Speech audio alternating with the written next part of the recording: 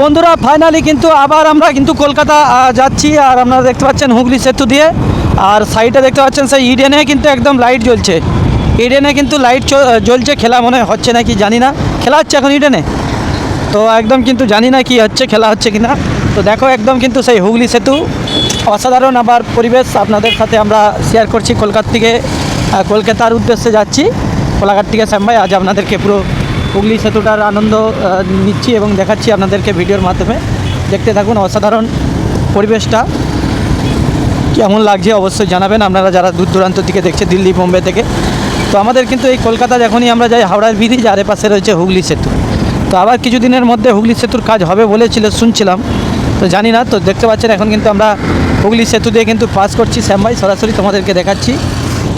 বুঝতেই পারছেন বন্ধুরা পরিবেশটা। তো চলো, মোটর সাইকেল দিয়ে কিন্তু অনেকেই পাস করছে হুগলি সেতু দিয়ে।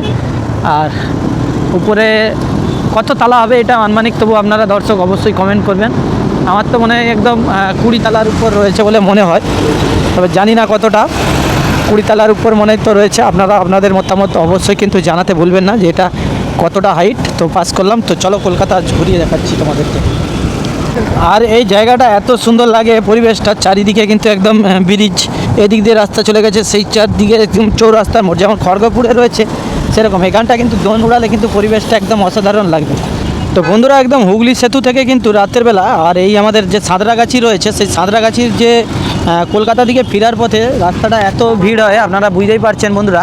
তো চলুন আজকে আপনাদেরকে দেখাচ্ছি। অনেকক্ষণ ধরেই কিন্তু ট্রাফিক জ্যাম, প্রায় অনেকক্ষণ, মানে কি বলবো, মানে গাড়ি যাচ্ছেই না, শুধু মোটর সাইকেল বলে সাইড দিয়ে অলিগলি চলে যাচ্ছে। হয়তো সেই জন্যই এই ফ্লাইওভারটা করছে, হয়তো এই ফ্লাইওভারটা হয়ে গেলে হয়তো সেই ভিড়টা থাকবে না, ঠিক আছে। তো সেই জন্যই কিন্তু ব্যবস্থা চলছে। ফ্লাইওভারের কাজটা কতটা কি এগিয়েছে আপনাদেরকে এই রাতের সাঁতরাগাছির পরিবেশটা শ্যামভাই দেখাচ্ছি এই ভিডিওর মাধ্যমে। দেখতে থাকো, একদম ভালো লাগবে আপনাদের। শুধু ভিড়টা দেখুন, গাড়িগুলো প্রায় কতক্ষণ ধরে যে এক জায়গায় দাঁড়িয়ে আছে, তারপর দেখুন ঝুকঝুক ঝুকঝুক করে একটু একটু করে এগাচ্ছে।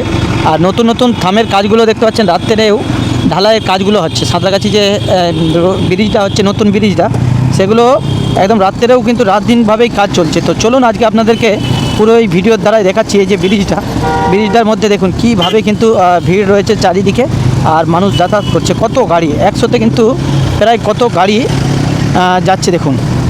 তো চলো আমরা অনেকটাই আসলাম, আপনাদেরকে দেখাচ্ছি।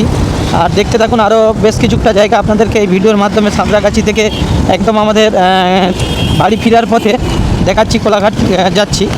তো চলুন, দেখতে পাচ্ছেন দু সাইডে কিন্তু একদম থামগুলো দাঁড়িয়ে রয়েছে দু সাইডে, তো খুব সুন্দর। হ্যাঁ, হাওড়া থেকে সাঁতরাগাছি মোটর সাইকেলে পৌঁছে গেছি। Ta-da tongue টাডাং tongue ta-da ta-da ta-da.